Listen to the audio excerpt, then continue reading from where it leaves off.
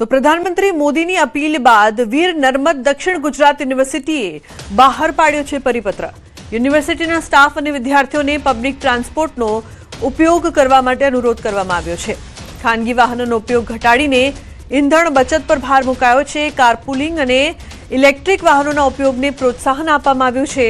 વહીવટી કામકાજમાં વર્ચ્યુઅલ અને ઓનલાઈન મીટિંગ્સને પ્રાધાન્ય અપાશે। સમય અને સંસાધનોની બચત માટે ટેકનોલોજી આધારિત કાર્યપદ્ધતિ અમલમાં આવશે। વોકલ ફોર લોકલ અભિયાન અંતર્ગત સ્થાનિક ઉત્પાદનનો વાપરવા માટે અપીલ। એનએસએસ અને એનસીસીના યુવાનો સજીવ ખેતી માટે ખેડૂતોમાં જાગૃતિ ફેલાવશે।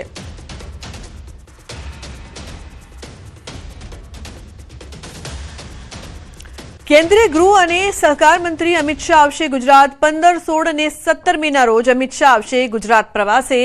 કેન્દ્રીય ગૃહમંત્રી અમિત શાહ 3 દિવસ માટે આવશે ગુજરાત। સંસદીય વિસ્તારો અને મહત્વના પ્રોજેક્ટોની યોજશે સમીક્ષા બેઠકો। ગાંધીનગર સંસદીય વિસ્તારના વિકાસ કાર્યોનું ઉદ્ઘાટન અને ખાતમુહૂર્તમાં પણ તેઓ હાજર રહેશે। તો અમિત શાહ 3 દિવસ માટે ગુજરાત આવવાના છે। અનેક સમીક્ષા બેઠકો છે તેમાં તેઓ ભાગ લેશે। 15, 16 અને 17 મીના રોજ અમિત શાહ ગુજરાતના પ્રવાસે આવવાના છે। તો સંસદીય વિસ્તારમાં વિકાસ કામોની ભેટ પણ તેઓ આપશે। अन्य समाचारनी जो बात करिए तो वडोदराना वाघोडियामां सरा जाहेर लूंटनी घटना। सोना चांदीना वेपारी पर जीवलेण हुमलो करीने लूंट चलाववामां आवी छे। दुकान बंध करी घरे जई रहेला वेपारीना माथामां लाकडाना फटका मारीने बेग झूंटवी लीधी। टाउन बजारमां वेपारीने निशान बनावीने 3 लूंटारुओए लूंट चलावी। लूंटारुओ सोना चांदीना दागीना अने रोकड़ भरेली बेग लईने फरार थया हता। भागवा जता लूंटारुओनी बाइक गटरना ढांकण साथे અથડાતા ત્રણે નીચે પટકાયા હતા। पटकाई जवानी बीके लूंटारुओ पोतानी बाइक घटना स्थळे ज मूकीने नासी छूट्या हता। गंभीर रीते इजाग्रस्त वेपारीने तात्कालिक सारवार माटे होस्पिटल खसेडाया छे। तो पोलीसे लूंटारुओनी बाइक कब्जे करी छे। तपासनो धमधमाट तेज कर्यो छे। हार्दिक जोड़ाया छे वधु माहिती आपवा माटे। हार्दिक, शुं छे समग्र घटना, शुं वधु विगतो? बिल्कुल थी जो हवे वडोदरानी बात करिए तो वडोदरा शहेरनी साथे साथे ग्राम्य पंथकमां जे गुनेगारो छे तेओ बेफाम बन्या छे। आ घटना એટલા માટે ચર્ચા જગાવે છે કારણ કે જાહેરમાં જે છે તે લૂંટની ઘટનાને અંજામ આપવામાં આવે છે। આ સોના ચાંદીના વેપારી છે તેઓ પોતાની દુકાન બંધ કરીને આ ટાઉન બજારમાંથી પસાર થઈ રહ્યા હતા। દરમિયાન જે એક બાઇક પર 3 લોકો જે છે તે સવાર હતા તેઓ અચાનક આવ્યા હતા અને વેપારી પર જીવલેણ હુમલો કર્યો હતો અને જે દાગીના ભરેલી બેગ જે છે તે ઝૂંટવીને ફરાર થઈ ગયા હતા। અને આપણે અત્યારે વાત થઈ પ્રમાણે કે બાઇક જે છે એમને એ હદે પૂરપાટ ઝડપે ભગાયું હતું કે ગટરના ઢાંકણા સાથે બાઇક ટકરાઈ હતી અને ત્યારબાદ આજે છે ત્રણેય લૂંટારો નીચે પડી ગયા હતા। તેઓ બાઇક મૂકીને સ્થળ પરથી ફરાર થઈ ગયા હતા। પોલીસને એવી શંકા છે કે કોઈ જાણભેદ હોઈ શકે અથવા તો પછી આજે ત્રિપુટી છે તેમના દ્વારા અગાઉથી જે છે તે દુકાનદાર અને દુકાનની રેકી જે છે તે કરવામાં આવતી હતી। આસપાસના સીસીટીવી ફૂટેજ છે તેની પર ચકાસણી કરવામાં આવી રહી છે। તો ત્યાં હાજર જે લોકો હતા તેમના પર નિવેદનો લેવાની પ્રક્રિયા જે છે તે પોલીસ દ્વારા અત્યારે શરૂ કરાઈ છે। जी बिल्कुल हार्दिक, आभार समग्र माहिती बदल। तो पोलीस द्वारा अंगे વધુ કાર્યવાહી। પંજાબમાં રૂવાડા ઉભા કરી દે તેવો ગમખ્વાર અકસ્માત સીસીટીવીમાં કેદ થયો છે। જેમાં પિકઅપ અને ઈ રિક્ષા વચ્ચે એટલી જોરદાર ટક્કર થઈ કે ઈ રિક્ષાના ટુકડે ટુકડા થઈ ગયા। તો રિક્ષામાં બેઠેલા 3 લોકોના સ્થળ પર જ મોત થયા। અબોહરમાં રામસરા ગામ નજીક એક પિકઅપ અને ઓટો રિક્ષા વચ્ચે ટક્કર થઈ હતી। ટક્કર એટલી ગંભીર હતી કે રિક્ષાના 4 ટુકડા થઈ ગયા હતા અને તેમાં સવાર લોકો હવામાં ઘણા ફૂટ ઉછળી ગયા। જેમાં એક બાળકી સહિત 3 લોકોના મોત થયા છે। એક છોકરી અને તેની માતા પણ ઘાયલ થયા છે। ઈ રિક્ષા ચાલકનો પણ ઘટના સ્થળે જ મૃત્યુ થયું છે। એક કાર ચાલકે તાત્કાલિક ઘાયલોને સારવાર માટે હોસ્પિટલમાં ખસેડ્યા છે। તો પોલીસે ઘટના સ્થળે પિકઅપ ચાલકની ધરપકડ કરી હોવાનું જાણવા મળ્યું છે। કમકવાર અકસ્માતમાં 3 લોકોના મોત થયા છે। કમકમાટીભરી આ ઘટના છે અકસ્માતની જે સીસીટીવીમાં કેદ થઈ છે। રિક્ષામાં સવાર લોકો હવામાં ફંગોળાયા હતા। ઉલ્લેખનીય છે કે રૂવાડા ઉભા કરી દે તેવો અકસ્માત સીસીટીવીમાં કેદ થયો છે।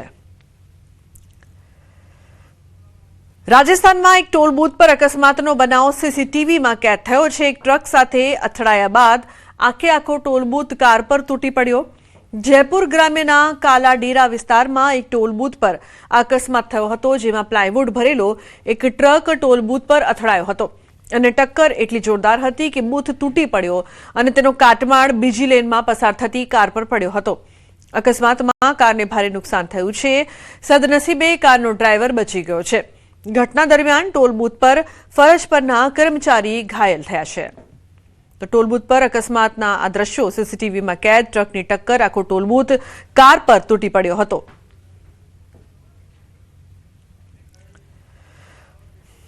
આણંદમાં ડમ્પર ચાલકો બેફામ બન્યા છે। આણંદના 100 ફૂટ રોડ ઉપર ઓવરલોડ રેતી ભરેલા ડમ્પરે રસ્તા પરથી પસાર થઈ રહેલી મહિલાને કચડી નાખતા ઘટના સ્થળે જ મહિલાનું કરુણ મોત નીપજ્યું હતું। અકસ્માત સર્જ્યા બાદ ડમ્પર ચાલક ફરાર થઈ ગયો હતો। આ બનાવના પગલે વિસ્તારમાં ખળભળાટ મચ્યો હતો। અકસ્માત સ્થળે લોકોની ભીડ ઉમટી પડી હતી। ઘટનાની જાણ થતાં પોલીસ પણ તાત્કાલિક ઘટના સ્થળે પહોંચી હતી। આ તરફ સ્થાનિકોએ જણાવ્યું કે આ માર્ગ પર અવારનવાર બેફામ ડમ્પર ચાલકોના કારણે અકસ્માતની ઘટનાઓ બનતી રહે છે, જેને અટકાવવા કડક કાર્યવાહી જરૂરી છે। તો પોલીસે મહિલાના મૃતદેહને પોસ્ટમોર્ટમ માટે આણંદ સિવિલ હોસ્પિટલ ખાતે ખસેડ્યો છે અને ફરાર ડમ્પર ચાલકને ઝડપી પાડવા માટે કાર્યવાહી શરૂ કરી છે। ઉત્તર પ્રદેશમાં આરોપીને પકડવા ગયેલી પોલીસ ટીમ પર જ હુમલાનો વિડીયો વાયરલ થયો છે। બલિયામાં બે યુવાનો વચ્ચે થયેલી મારામારીથી વિસ્તારમાં તણાવ ફેલાયો છે। ઘરમાં છુપાયેલા એક યુવાનને મારવાના બદલામાં ગુસ્સે ભરાયેલા ટોળાએ પોલીસ અધિકારીઓ પર હુમલો કર્યો અને વાહનને નુકસાન પહોંચાડ્યું। વિસ્તારમાં પહેલા મારામારી થઈ હતી, જે બાદ પોલીસ ઘટના સ્થળે પહોંચી, પરંતુ આરોપી યુવકને પકડવાનો પ્રયાસ કરી રહેલી પોલીસ ટીમ પર ગ્રામજનોએ પથ્થરમારો કર્યો હતો। બે પોલીસ અધિકારીઓ ઘાયલ થયા અને ઇન્સ્પેક્ટરના વાહનને પણ નુકસાન થયું છે।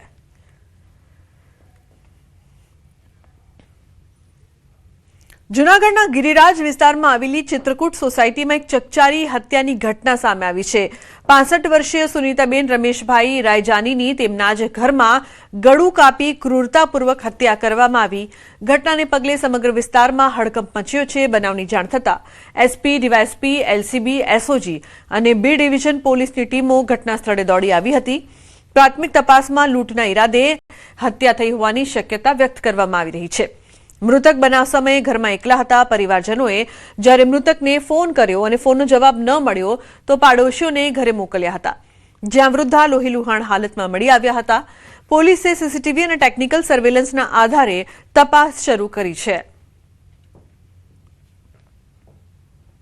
Junagadh B division police station વિસ્તારમાં આવેલ ગિરિરાજ નગર ચિત્રકૂટ સોસાયટીમાં આજે સાંજના સમયે જે બનાવ બન્યો તેમાં સુનીતાબેન રમેશભાઈ રાયજા 65 વર્ષના સિનિયર સિટીઝન હોય, સાંજના સમયે ઘરે એકલા હોય તેવા સમયે કોઈ અજાણ્યા શખ્સે તીક્ષ્ણ હથિયાર વડે ગળાના ભાગે ઈજા પહોંચાડેલ, જેના લીધે છે તે મરણ ગયેલા છે। હાલ પોલીસની ટીમો ઘટના સ્થળે છે અને મરણ ગયેલ મૃતકના જે પીએમ માટે સિવિલ હોસ્પિટલમાં ખસેડવાની તજવીજ હાથ ધરેલી છે।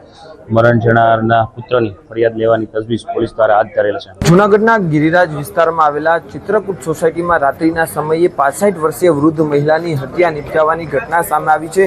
આ જે મકાન આપ જોઈ શકો છો કે તે મકાનની અંદર નીચેનું જે રૂમ છે ત્યાં મહિલા એકલા ઘરની અંદર સૂતા હતા, ત્યારે 8 થી 9 વાગ્યાના અરસામાં આ ઘટનાને અંજામ આપ્યાનું હાલ પ્રાથમિક માહિતી મળી રહી છે। બીજી તરફ ઘટનાની જાણ થતાં જ એલસીબી, એસઓજી અને જુદી જુદી જે પોલીસની ટીમો છે, બી ડિવિઝન પોલીસ સહિતની ટીમો હાલ સ્થળ પર દોડી આવી છે। ડીવાયએસપી પણ અહીં દોડી આવ્યા હતા અને તપાસનો ધમધમાટ શરૂ કરવામાં આવ્યો છે। જુદી જુદી જે ટીમો છે તેને બનાવવામાં આવી છે અને હાલ જે આરોપીઓની શોધખોળ છે તે પોલીસ દ્વારા શરૂ કરવામાં આવી છે। પ્રાથમિક એવું લાગતું હતું પ્રથમ કે જે ચોરીના ઈરાદા અથવા તો લૂંટના ઈરાદે હત્યા કરવામાં આવી છે, પરંતુ હાલ તે દિશામાં પણ તપાસ છે તે પોલીસ કરી રહી છે। અમાર બખાઈ, ન્યૂઝ 18 ગુજરાતી, જૂનાગઢ। સુરતમાં ડિજિટલ અરેસ્ટ ફ્રોડના આરોપીને જામીન ન મળતા કોર્ટમાં જ તબિયત લથડી। 1,47 લાખની છેતરપિંડીના કેસમાં ઝડપાયેલ આરોપી કોર્ટરૂમમાં ચક્કર ખાઈને ઢળી પડ્યો। સુરત સાયબર સેલે અમદાવાદના ગોતા વિસ્તારમાંથી 37 વર્ષીય ઉર્જિત આનંદ કવિની ધરપકડ કરી હતી। 72 વર્ષીય વૃદ્ધને ડિજિટલ અરેસ્ટ કરી કરોડો રૂપિયા પડાવ્યાનો આરોપ છે। જામીન અરજી નામંજૂર થતા આરોપી માનસિક રીતે ભાંગી પડ્યો હોવાનું વકીલનું નિવેદન છે।